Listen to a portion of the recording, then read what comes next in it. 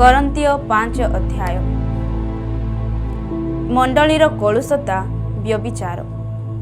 ପ୍ରକୃତରେ ଶୁଣାଯାଉଅଛି ଯେ ତୁମ୍ଭମାନଙ୍କ ମଧ୍ୟରେ ବ୍ୟଭିଚାର ଅଛି, ଆଉ ଏପରି ବ୍ୟଭିଚାର ଯାହାକି ବିଜାତୀୟମାନଙ୍କ ମଧ୍ୟରେ ସୁଦ୍ଧା ହୁଏ ନାହିଁ। ଏପରିକି ଜଣେ ଆପଣା ପିତାର ଭାର୍ଯ୍ୟାକୁ ରଖିଅଛି, ପୁଣି ଯେ ଏହି କର୍ମ କରିଅଛି ସେ ଯେପରି ତୁମ୍ଭମାନଙ୍କ ମଧ୍ୟରୁ ଦୂର କରାଯାଏ, ଏଥି ନିମନ୍ତେ ଶକାର୍ତ୍ତ ନ ହୋଇ ବରଂ କି ଗର୍ବ କରୁଅଛ।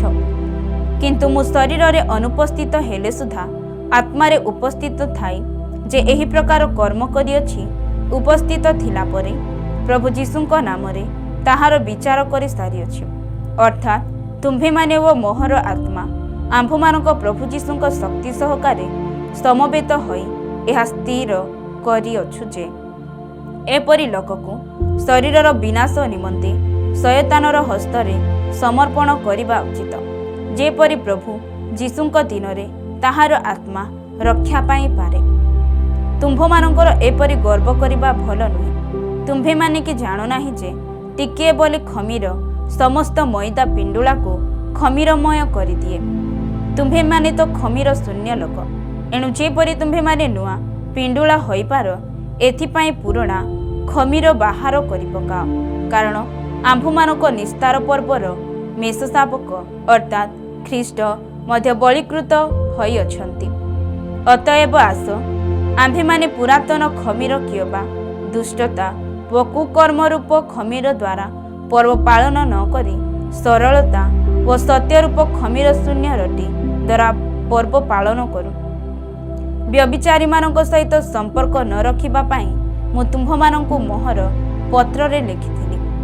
ଏହି ଜଗତର ବ୍ୟଭିଚାରୀ କି, ଧନଲୋଭୀ କି, ପରଦ୍ରବ୍ୟ ଲୁଣ୍ଠନକାରୀ କି, ପ୍ରତିମା ପୂଜକମାନଙ୍କ ସହିତ ଯେ ଆଦୌ ସମ୍ପର୍କ ନ ରଖିବା ତାହା ନୁହେଁ, ତାହେଲେ ତୁମ୍ଭମାନଙ୍କୁ ଜଗତକୁ ବାହାରି ଯିବାକୁ ପଡ଼ିବ। କିନ୍ତୁ ମୋହର ଲେଖିବାର ଭାବ ଏହା ଥିଲା ଯେ ଯଦି କୌଣସି ଲୋକ ଭ୍ରାତା ବୋଲି ଖ୍ୟାତ ହୋଇ ବ୍ୟଭିଚାରୀ କି, ଧନଲୋଭୀ କି, ପ୍ରତିମା ପୂଜକ କି, ନିନ୍ଦକ କି, ମତୁଆଳ କି, ପରଦ୍ରବ୍ୟ ଲୁଣ୍ଠନକାରୀ ହୁଏ, ତେବେ ଏପରି ଲୋକ ସହିତ ସମ୍ପର୍କ ରଖ ନାହିଁ, ପୁଣି ତାହା ସାଙ୍ଗରେ ଭୋଜନ ସୁଦ୍ଧା କର ନାହିଁ। କାରଣ ବାହାର ଲୋକମାନଙ୍କର ବିଚାର କରିବାରେ ମୋହର କ'ଣ ଅଛି? ଭିତରେ ଯେଉଁମାନେ ଅଛନ୍ତି ସେମାନଙ୍କ ବିଚାର କି ତୁମ୍ଭେମାନେ କର ନାହିଁ। କିନ୍ତୁ ଯେଉଁମାନେ ବାହାରେ ଅଛନ୍ତି ସେମାନଙ୍କ ବିଚାର ଈଶ୍ୱର କରିବେ। ସେହି ଦୁଷ୍ଟ ଲୋକକୁ ତୁମ୍ଭମାନଙ୍କ ମଧ୍ୟରୁ ବାହାର କରିଦିଅ। କରନ୍ତୀୟ 6 ଅଧ୍ୟାୟ। ଭାଇମାନଙ୍କ ବିରୁଦ୍ଧରେ ମକଦ୍ଦମା। ତୁମ୍ଭମାନଙ୍କ ମଧ୍ୟରୁ କାହାରି ଅନ୍ୟ ଜଣକ ବିରୁଦ୍ଧରେ କଥା ଥିଲେ ସେ କି ବିଚାର ନିମନ୍ତେ ସାଧୁମାନଙ୍କ ନିକଟକୁ ନ ଯାଇ ଅଧାର୍ମିକମାନଙ୍କ ନିକଟକୁ ଯିବା ପାଇଁ ସାହସ କରେ। ଅବା ସାଧୁମାନେ ଯେ ଜଗତର ବିଚାର କରିବେ, ଏହା କି ତୁମ୍ଭେ ଜାଣ ନାହିଁ? ଆଉ ଯଦି ଜଗତ ତୁମ୍ଭମାନଙ୍କ ଦ୍ୱାରା ବିଚାରିତ ହୁଏ, ତେବେ ତୁମ୍ଭେମାନେ କି ସାମାନ୍ୟ ବିଷୟ ବିଚାର କରିବାକୁ ଅଯୋଗ୍ୟ? ଆମ୍ଭେମାନେ ଯେ ଦୂତମାନଙ୍କ ବିଚାର କରିବା, ଏହା କି ତୁମ୍ଭେମାନେ ଜାଣ ନାହିଁ? ତେବେ ଐଶିକ ଜୀବନର କଥା ବା କ'ଣ? ଅତଏବ ଯଦି ବିଚାର ନିମନ୍ତେ ତୁମ୍ଭମାନଙ୍କ ଐହିକ ଜୀବନ ସମ୍ବନ୍ଧୀୟ କୌଣସି ବିଷୟ ଥାଏ, ତେବେ ମଣ୍ଡଳୀରେ ଯେଉଁ ନଗଣ୍ୟ ସେମାନଙ୍କୁ କ'ଣ ବିଚାର କରିବା ନିମନ୍ତେ ନିଯୁକ୍ତ କର। ମୁଁ ତୁମ୍ଭମାନଙ୍କୁ ଲଜ୍ଜା ଦେବା ପାଇଁ ଏହା କହୁଅଛି। ଭାଇ ଭାଇ ମଧ୍ୟରେ ମୀମାଂସା କରିବାକୁ ସମର୍ଥ ଏପରି କ'ଣ ଜଣେ ବୋଲି ଜ୍ଞାନୀ ଲୋକ ପ୍ରକୃତରେ ତୁମ୍ଭମାନଙ୍କ ମଧ୍ୟରେ ନାହିଁ? ମାତ୍ର ଭାଇ ଭାଇ ବିରୁଦ୍ଧରେ ବିଚାରାଳୟରେ ଅଭିଯୋଗ କରେ, ତାହା ପୁଣି ଅବିଶ୍ୱାସୀମାନଙ୍କ ନିକଟରେ। ତୁମ୍ଭେମାନେ ଯେ ପରସ୍ପର ବିରୁଦ୍ଧରେ ବିଚାରାଳୟରେ ଅଭିଯୋଗ କରୁଅଛ, ସେଥିରେ ତୁମ୍ଭେମାନେ ନିତାନ୍ତ ଦୋଷୀ। ବରଂ କାହିଁକି ଅନ୍ୟାୟ ସହୁନାହ? ବରଂ କାହିଁକି କ୍ଷତି ଅଙ୍ଗୀକାର କରୁନାହ? କିନ୍ତୁ ତୁମ୍ଭେମାନେ ନିଜେ ନିଜେ ଅନ୍ୟାୟ ଓ କ୍ଷତି କରୁଅଛ, ପୁଣି ତାହା ଭାଇମାନଙ୍କ ପ୍ରତି କରୁଅଛ। ଅବା ଅଧାର୍ମିକମାନେ ଯେ ଈଶ୍ୱରଙ୍କ ରାଜ୍ୟର ଅଧିକାରୀ ହେବେ ନାହିଁ, ଏହା କି ତୁମ୍ଭେମାନେ ଜାଣ ନାହିଁ? ଭ୍ରାନ୍ତ ହୁଅ ନାହିଁ। ବ୍ୟଭିଚାରୀ କି, ପ୍ରତିମା ପୂଜକ କି, ପାରଦାରିକ କି, ସ୍ତ୍ରୀବତ ଆଚାରୀ କି, ପୁମେନ୍ଥୁନକାରୀ କି, ଚୋରୀ କି, ଧନଲୋଭୀ କି, ମତୁଆଳ କି, ନିନ୍ଦକ କି, ପରଦ୍ରବ୍ୟ ଲୁଣ୍ଠନକାରୀ, ଏମାନେ ଈଶ୍ୱରଙ୍କ ରାଜ୍ୟର ଅଧିକାରୀ ହେବେ ନାହିଁ। ଆଉ ତୁମ୍ଭମାନଙ୍କ ମଧ୍ୟରୁ କେହି କେହି ଏହି ପ୍ରକାର ଥିଲ, किंतु प्रभु जीशुख्रीष्टଙ୍କ नामରେ ଓ ଆମ୍ଭମାନଙ୍କ ଈଶ୍ୱରଙ୍କ ଆତ୍ମାଙ୍କ ଦ୍ୱାରା ତୁମ୍ଭେମାନେ ଧୌତ ହୋଇଅଛ, ପବିତ୍ରକୃତ ହୋଇଅଛ ଓ ଧାର୍ମିକ ବୋଲି ଗଣିତ ହୋଇଅଛ। ବ୍ୟଭିଚାର ଠାରୁ ପଳାୟନ। ସମସ୍ତ ବିଷୟ ସାଧନ କରିବାକୁ ମୋହର ସ୍ୱାଧୀନତା ଅଛି, କିନ୍ତୁ ସମସ୍ତ ବିଷୟ ହିତଜନକ ନୁହେଁ। ସମସ୍ତ ବିଷୟ ସାଧନ କରିବାକୁ ମୋହର ସ୍ୱାଧୀନତା ଅଛି, କିନ୍ତୁ ମୁଁ କୌଣସି ବିଷୟର ବଶୀଭୂତ ହେବି ନାହିଁ। ଖାଦ୍ୟ ଉଦର ନିମନ୍ତେ, ପୁଣି ଉଦର ଖାଦ୍ୟ ନିମନ୍ତେ, କିନ୍ତୁ ଈଶ୍ୱର ଉଭୟକୁ ଲୋପ କରିବେ। ଶରୀର ବ୍ୟଭିଚାର ନିମନ୍ତେ ନୁହେଁ, କିନ୍ତୁ ପ୍ରଭୁଙ୍କ ନିମନ୍ତେ, ଆଉ ପ୍ରଭୁ ଶରୀର ନିମନ୍ତେ। ଈଶ୍ୱର ପ୍ରଭୁଙ୍କୁ ଉଠାଇଲେ, ପୁଣି ଆପଣା ଶକ୍ତି ଦ୍ୱାରା ଆମ୍ଭମାନଙ୍କୁ ମଧ୍ୟ ଉଠାଇବେ। ତୁମ୍ଭମାନଙ୍କ ଶରୀର ଯେ ଖ୍ରୀଷ୍ଟଙ୍କ ଅଙ୍ଗ ସ୍ୱରୂପ, ଏହା କି ଜାଣ ନାହିଁ? ତେବେ ମୁଁ କ'ଣ ଖ୍ରୀଷ୍ଟଙ୍କୁ ଅଙ୍ଗ ଘେନି ଯାଇ ବେଶ୍ୟାର ଅଙ୍ଗ କରିବି? ତାହା କେବେ ହେ ନ ହେଉ। କିମ୍ବା ଯେ ବେଶ୍ୟା ସହିତ ସଂଯୁକ୍ତ ହୁଏ, ସେ ତାହା ସହିତ ଏକ ଶରୀର ହୁଏ। ଏହା କି ତୁମ୍ଭେମାନେ ଜାଣ ନାହିଁ? କାରଣ ଉକ୍ତ ଅଛି, ସେ ଦୁହେଁ ଏକାଙ୍ଗ ହେବେ। କିନ୍ତୁ ଯେ ପ୍ରଭୁଙ୍କ ସହିତ ସଂଯୁକ୍ତ ହୁଏ, ସେ ତାହାଙ୍କ ସହିତ ଏକ ଆତ୍ମା ହୁଏ। ବ୍ୟଭିଚାର ଠାରୁ ପଳାୟନ କର। ମନୁଷ୍ୟ ଅନ୍ୟ ଯେକୌଣସି ପାପ କରେ, ତାହା ଶରୀରର ବହିର୍ଭୂତ, କିନ୍ତୁ ଯେ ବ୍ୟଭିଚାର କରେ, ସେ ଆପଣା ନିଜ ଶରୀର ବିରୁଦ୍ଧରେ ପାପ କରେ। ଅବା ତୁମ୍ଭମାନଙ୍କ ଶରୀର ଯେ ଈଶ୍ୱରଙ୍କ ଠାରୁ ପ୍ରାପ୍ତ, ତୁମ୍ଭମାନଙ୍କର ଅନ୍ତର୍ବାସୀ ପବିତ୍ର ଆତ୍ମାଙ୍କ ମନ୍ଦିର, ଏହା କ'ଣ ଜାଣ ନାହିଁ? ଆଉ ତୁମ୍ଭେମାନେ ନିଜେ ନିଜର ନୁହଁ, କାରଣ ତୁମ୍ଭେମାନେ ବିଶେଷ ମୂଲ୍ୟରେ କିଣାଯାଇଅଛ। ଏଣୁ ତୁମ୍ଭମାନଙ୍କ ଶରୀରରେ ଈଶ୍ୱରଙ୍କର ଗୌରବ ପ୍ରକାଶ କର। କରନ୍ତୀୟ 7 ଅଧ୍ୟାୟ। ବିବାହ ସମ୍ପର୍କୀୟ ନିୟମ। ତୁମ୍ଭେମାନେ ଯେଉଁ ସବୁ ବିଷୟ ଲେଖିଅଛ, ସେହି ସବୁର ଉତ୍ତର ଏହି: ସ୍ତ୍ରୀ ଲୋକକୁ ସ୍ପର୍ଶ ନ କରିବା ପୁରୁଷ ପକ୍ଷରେ ଭଲ, କିନ୍ତୁ ବ୍ୟଭିଚାର ଭୟ ହେତୁ ପ୍ରତ୍ୟେକ ପୁରୁଷର ନିଜର ଭାର୍ଯ୍ୟା ଥାଉ, ଆଉ ପ୍ରତ୍ୟେକ ସ୍ତ୍ରୀର ନିଜର ସ୍ୱାମୀ ଥାଉ। ସ୍ୱାମୀ ସ୍ତ୍ରୀକୁ ତାହାର ପ୍ରାପ୍ୟ ଦେଉ, ପୁଣି ସେହି ପ୍ରକାରେ ମଧ୍ୟ ସ୍ତ୍ରୀ ସ୍ୱାମୀକି ତାହାର ପ୍ରାପ୍ୟ ଦେଉ। ଭାର୍ଯ୍ୟାର ଆପଣା ଶରୀର ଉପରେ କ୍ଷମତା ନାହିଁ, କିନ୍ତୁ ସ୍ୱାମୀର ଅଛି। ସେହି ପ୍ରକାରେ ମଧ୍ୟ ସ୍ୱାମୀର ଆପଣା ଶରୀର ଉପରେ କ୍ଷମତା ନାହିଁ, କିନ୍ତୁ ଭାର୍ଯ୍ୟାର ଅଛି। ପରସ୍ପରକୁ ବଞ୍ଚିତ ନ କର। କେଜାଣି ପ୍ରାର୍ଥନା ନିମନ୍ତେ ଅବକାଶ ପାଇବା ପାଇଁ ଉଭୟ ଏକ ପରାମର୍ଶ ହୋଇ ଅଳ୍ପ କାଳ ପୃଥକ୍ ରହିପାର। ଆଉ ତୁମ୍ଭମାନଙ୍କ ଇନ୍ଦ୍ରିୟ ଦମନ ହେବା ହେତୁ ଶୟତାନ ଯେପରି ତୁମ୍ଭମାନଙ୍କୁ ପରୀକ୍ଷା ନ କରେ, ଏଥିପାଇଁ ପୁନର୍ବାର ଏକତ୍ର ହୁଅ। କିନ୍ତୁ ମୁଁ ଆଜ୍ଞା ଦେଲା ପରି ନ କହି ପରାମର୍ଶ ଦେଲା ପରି ଏହା କହେ। ତଥାପି ଯେପରି ସବୁ ଲୋକ ମୋହରି ପରି ହୁଅନ୍ତି, ଏହା ମୋହର ଇଚ୍ଛା। ମାତ୍ର କେହି ଏ ପ୍ରକାର, କେହି ସେ ପ୍ରକାର, ପ୍ରତ୍ୟେକ ଜଣ ଈଶ୍ୱରଙ୍କ ଠାରୁ ଦାନ ପାଇଁ ଅଛି। କିନ୍ତୁ ମୁଁ ଅବିବାହିତ ଓ ବିଧବାମାନଙ୍କୁ କହେ, ସେମାନେ ମୋ ପରି ରହିଲେ ସେମାନଙ୍କ ପକ୍ଷରେ ଭଲ।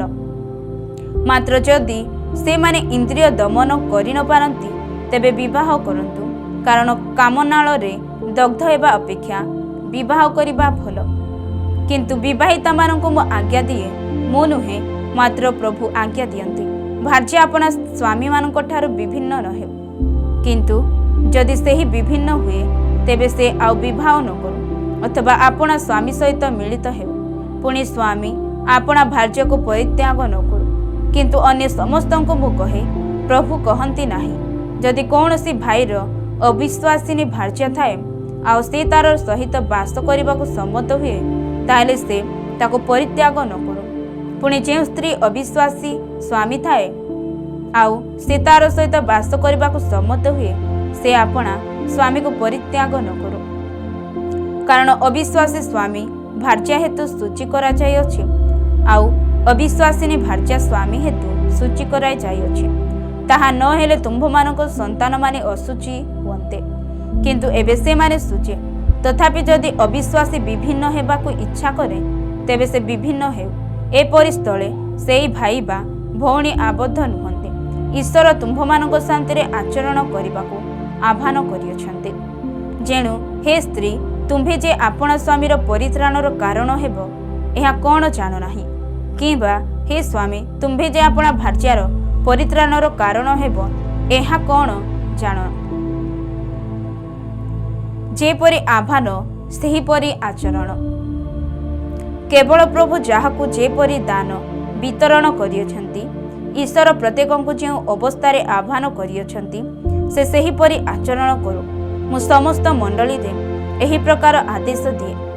କେହିକି ସୁନ୍ନତ ଅବସ୍ଥାରେ ଆହୁତ ହୋଇଅଛନ୍ତି ସେ ଅସୁନ୍ନତି ପରି ଦେଖାଯିବାକୁ ଚେଷ୍ଟା ନ କରୁ। କେହିକି ଅସୁନ୍ନତ ଅବସ୍ଥାରେ ଆହୁତ ହୋଇଅଛନ୍ତି ସେ ସୁନ୍ନତି ନ ହେଉ। ସୁନ୍ନତ କିଛି ନୁହେଁ ପୁଣି ଅସୁନ୍ନତ କିଛି ନୁହେଁ, କେବଳ ଈଶ୍ୱରଙ୍କର ଆଜ୍ଞା ପାଳନ ହିଁ ସାର। ପ୍ରତ୍ୟେକ ଜଣ ଯେଉଁ ଅବସ୍ଥାରେ ଆହୁତ ହୋଇଅଛି ସେ ସେଥିର ଥାଉ। ତୁମ୍ଭେ କି ଦାସ ହୋଇ ଆହୁତ ହୋଇଅଛ ଚିନ୍ତା କର ନାହିଁ, ମାତ୍ର ଯେବେ ମୁକ୍ତ ହୋଇପାର ତେବେ ବର ସୁଯୋଗ। ତୁମ୍ଭେ କି ଦାସ ହୋଇ ଆହୁତ ହୋଇଅଛ ଚିନ୍ତା କର ନାହିଁ, ମାତ୍ର ଯେବେ ମୁକ୍ତ ହୋଇପାର ତେବେ ବରଂ ସୁଯୋଗ ଅବଲମ୍ବନ କର। କାରଣ ଯେ ଦାସ ହୋଇ ପ୍ରଭୁଙ୍କଠାରେ ଆହୁତ ହୋଇଅଛି ସେ ପ୍ରଭୁଙ୍କ ମୁକ୍ତ ଲୋକ। ସେହି ପ୍ରକାରେ ଯେ ମୁକ୍ତ ହୋଇ ଆହୁତ ହୋଇଅଛି ସେ ଖ୍ରୀଷ୍ଟଙ୍କ ଦାସ। ତୁମ୍ଭେମାନେ ବିଶେଷ ମୂଲ୍ୟରେ କିଣାଯାଇଅଛ, ମନୁଷ୍ୟର ଦାସ ହୁଅ ନାହିଁ। ହେ ଭାଇମାନେ, ପ୍ରତ୍ୟେକ ଜଣ ଯେଉଁ ଅବସ୍ଥାରେ ଆହୁତ ହୋଇଅଛି ସେ ଈଶ୍ୱରଙ୍କ ସହଭାଗିତାରେ ସେହି ଅବସ୍ଥାରେ ଥାଉ। ଅବିବାହିତ ଓ ବିଧବାଙ୍କ ପ୍ରସଙ୍ଗ। କୁମାରୀମାନଙ୍କ ବିଷୟରେ ମୁଁ ପ୍ରଭୁଙ୍କ ଠାରୁ କୌଣସି ଆଜ୍ଞା ପାଇ ନାହିଁ, କିନ୍ତୁ ପ୍ରଭୁଙ୍କ ଅନୁଗ୍ରହରେ ବିଶ୍ୱାସ ପ୍ରାପ୍ତ ହୋଇ ନିଜର ମତ ଦେଉଅଛି। ମୁଁ ମନେ କରେ ଯେ ମନୁଷ୍ୟ ଯେପରି ଅଛି ଆସନ୍ନ ଦୁର୍ଦ୍ଦଶା ହେତୁ ସେହିପରି ରହିବା ଭଲ। ତୁମ୍ଭେ କି ଭାର୍ଯ୍ୟା ସହିତ ଆବଦ୍ଧ ତେବେ ମୁକ୍ତ ହେବା ପାଇଁ ଚେଷ୍ଟା କର ନାହିଁ। ତୁମ୍ଭେ କି ଭାର୍ଯ୍ୟାଠାରୁ ମୁକ୍ତ ତେବେ ଭାର୍ଯ୍ୟା ପାଇବାକୁ ଚେଷ୍ଟା କର ନାହିଁ। କିନ୍ତୁ ଯଦି ତୁମେ ବିବାହ କରିଅଛ ତାହେଲେ ସୁଦ୍ଧା ପାପ କରିନାହ, ଆଉ ଯଦି କୁମାରୀ ବିବାହ କରିଅଛି ତାହେଲେ ସେ ପାପ କରିନାହିଁ। ତଥାପି ଏପରି ଲୋକ ଶରୀରରେ କ୍ଲେଶ ଭୋଗିବେ, ଆଉ ତୁମ୍ଭେମାନେ ଯେପରି ସେଥିରୁ ରକ୍ଷା ପାଅ ଏହା ମୋହର ଇଚ୍ଛା। କିନ୍ତୁ ହେ ଭାଇମାନେ, ମୋ କଥାର ଭାବ ଏହି, ସମୟ ଅତି ଅଳ୍ପ। ଏଣୁ ଯେଉଁମାନଙ୍କର ଭାର୍ଯ୍ୟା ଅଛି ସେମାନେ ଭାର୍ଯ୍ୟା ନଥିଲା ପରି ହୁଅନ୍ତୁ, ଆଉ ଯେଉଁମାନେ ରୋଦନ କରନ୍ତି ସେମାନେ ରୋଦନ ନ କରିବା ଲୋକ ପରି ହୁଅନ୍ତୁ। ପୁଣି ଯେଉଁମାନେ ଆନନ୍ଦ କରନ୍ତି ସେମାନେ ଆନନ୍ଦ ନ କରିବା ଲୋକ ପରି ହୁଅନ୍ତୁ। ଯେଉଁମାନେ କ୍ରୟ କରନ୍ତି ସେମାନେ ଅନଧିକାରୀ ଲୋକ ପରି ହୁଅନ୍ତୁ, ଆଉ ଯେଉଁମାନେ ଜଗତର ବିଷୟ ଭୋଗ କରନ୍ତି ସେମାନେ ଭୋଗ ନ କରିବା ଲୋକ ପରି ହୁଅନ୍ତୁ, କାରଣ ଏହି ଜଗତର ରୂପ ପରିବର୍ତ୍ତିତ ହେଉଅଛି। କିନ୍ତୁ ତୁମ୍ଭେମାନେ ଯେପରି ଚିନ୍ତିତ ନ ହୁଅ ଏହା ମୋହର ଇଚ୍ଛା। ଯେ ଅବିବାହିତ ସେ କିପରି ପ୍ରଭୁଙ୍କର ସନ୍ତୋଷ ପ୍ରାପ୍ତ ହେବ ଏଥିପାଇଁ ପ୍ରଭୁଙ୍କ ବିଷୟ ଘେନି ଚିନ୍ତିତ ହୁଅ। କିନ୍ତୁ ଯେ ବିବାହିତ ସେ କିପରି ଆପଣା ଭାର୍ଯ୍ୟାର ସନ୍ତୋଷ ପ୍ରାପ୍ତ ହେବ ସେଥିପାଇଁ ସେ ସଂସାରର ବିଷୟ ଘେନି ଚିନ୍ତିତ ହୁଅ, ଆଉ ତାହାର ମନ ବିଭକ୍ତ ହୁଏ। ଅବିବାହିତ ସ୍ତ୍ରୀ ଓ କୁମାରୀ ଶରୀର ଓ ଆତ୍ମାରେ ପବିତ୍ର ହେବା ନିମନ୍ତେ ପ୍ରଭୁଙ୍କ ବିଷୟ ଘେନି ଚିନ୍ତିତ ହୁଅ। କିନ୍ତୁ ଯେ ବିବାହିତ ସେ କିପରି ଆପଣା ସ୍ୱାମୀର ସନ୍ତୋଷ ପ୍ରାପ୍ତ ହେବ ସେଥିପାଇଁ ସଂସାରର ବିଷୟ ଘେନି ଚିନ୍ତିତ ହୁଏ। ଏହି କଥା ମୁଁ ତୁମ୍ଭମାନଙ୍କ ନିଜ ହିତ ନିମନ୍ତେ କହୁଅଛି, ତୁମ୍ଭମାନଙ୍କୁ ବନ୍ଧନରେ ଆବଦ୍ଧ କରିବାକୁ କହୁନାହିଁ। ମାତ୍ର ତୁମ୍ଭେମାନେ ଯେପରି ଶିଷ୍ଟାଚରଣ କରି ଏକାଗ୍ର ମନରେ ପ୍ରଭୁଙ୍କଠାରେ ନିବିଷ୍ଟ ଥାଅ ଏଥିପାଇଁ କହୁଅଛି। କିନ୍ତୁ ଯଦି କୌଣସି ଲୋକ ନିଜ କନ୍ୟାର ଯୌବନାବସ୍ଥା ଗତ ହୋଇଅଛି ଆଉ ସେ ତା ପ୍ରତି ଅନୁଚିତ ବ୍ୟବହାର କରୁଅଛି ବୋଲି ମନେ କରେ, ତେବେ ଆବଶ୍ୟକ ବୋଧ କଲେ ସେ ଯାହା ଇଚ୍ଛା ତାହା କରୁ, ସେଥିରେ ପାପ ନାହିଁ, ସେମାନେ ବିବାହ କରନ୍ତୁ। କିନ୍ତୁ ଯେ ହୃଦୟରେ ସ୍ଥିର ଥାଏ ଆଉ ଆବଶ୍ୟକତା ବୋଧ ନ କରେ, ପୁଣି ଯାହାର ଆପଣା ଇଚ୍ଛା ଅନୁସାରେ କରିବାକୁ ଅଧିକାର ଥାଏ, ଆଉ ଯେ ଆପଣା କନ୍ୟାକୁ କୁମାରୀ ରଖିବା ନିମନ୍ତେ ହୃଦୟରେ ସ୍ଥିର କରିଥାଏ ସେ ଭଲ କରେ। ଏଣୁ ଯେ ଆପଣା କୁମାରୀ କନ୍ୟାକୁ ବିବାହ ଦିଏ ସେ ଭଲ କରେ, ପୁଣି ଯେ ବିବାହ ନ ଦିଏ ସେ ଆହୁରି ଭଲ କରେ। ସ୍ୱାମୀ ଜୀବିତ ଥିବା ପର୍ଯ୍ୟନ୍ତ ଭାର୍ଯ୍ୟା ଆବଦ୍ଧ ଥାଏ, କିନ୍ତୁ ଯଦି ସ୍ୱାମୀ ମୃତ ତେବେ ଭାର୍ଯ୍ୟା ପ୍ରଭୁଙ୍କଠାରେ ବିଶ୍ୱାସୀ, ଯାହାକୁ ଇଚ୍ଛା ତାହାକୁ ବିବାହ କରିବା ପାଇଁ ସ୍ୱାଧୀନ। କିନ୍ତୁ ସେ ସେହିପରି ରହିଲେ ଅଧିକ ସୁଖୀ ହେବ, ଏହା ମୋହର ମତ। ଆଉ ମୁଁ ମଧ୍ୟ ଈଶ୍ୱରଙ୍କର ଆତ୍ମା ପାଇଅଛି ବୋଲି ମନେ କରେ।